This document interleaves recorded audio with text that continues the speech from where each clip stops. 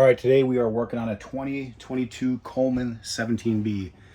We had a water pump issue. Actually, a renter had it 2 weeks ago. The water pump went out, went to the campsite, swapped it out. Literally took me a half hour. So I just want to show you, I'm not going to actually do the whole process of taking it out and putting a new one in.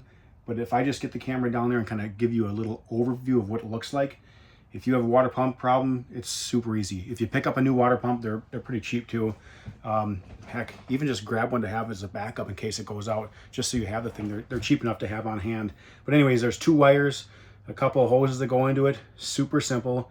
I'm just gonna give you a quick overview and let's take a look at it right now. All right, like I said, the 2022 Coleman 17B. The water holding tank for fresh water is right here.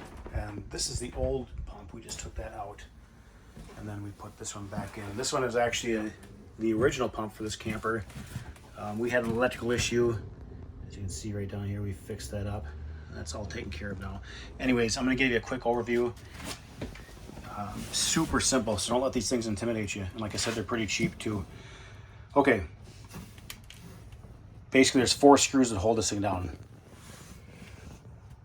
At the base of the water pump, you'll see there's spots right there that holds the water pump down. So if you take those off, you can remove the pump.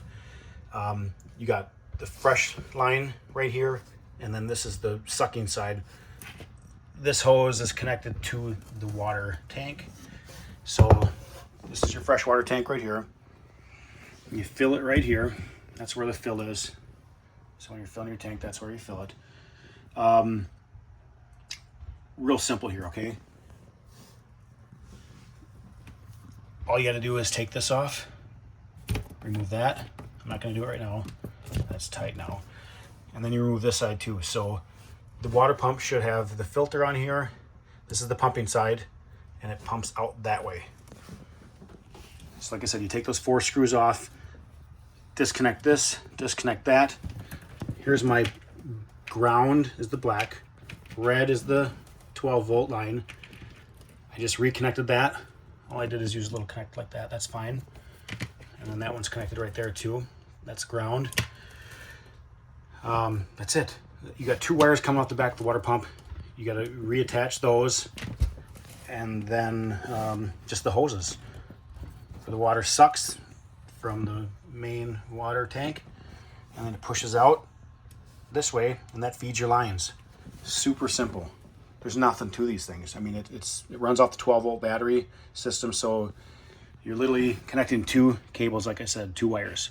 The ground, and then you got the power here. I mean, there's nothing really to it. Interesting thing while I'm in here, I can just show you, this is the valve right here to shut this line off. This is for winterizing. So basically, if you were to winterize this camper, you close this valve, turn this valve so that this hose will be open. You put this line in your antifreeze. So you get a bucket or a tank or whatever, a gallon jug, put that in there. And then basically all you do is you turn the water pump on. Click the water pump on, and that'll suck on this side, the sucking side, filter through here, and it'll fill your water lines right there. So you can literally charge all your lines with water antifreeze, and then you'll see it come out of your sink and the toilet everywhere. So it'll fill all water lines. So it's pretty slick if you want to run antifreeze through your line. So yeah, that's pretty simple.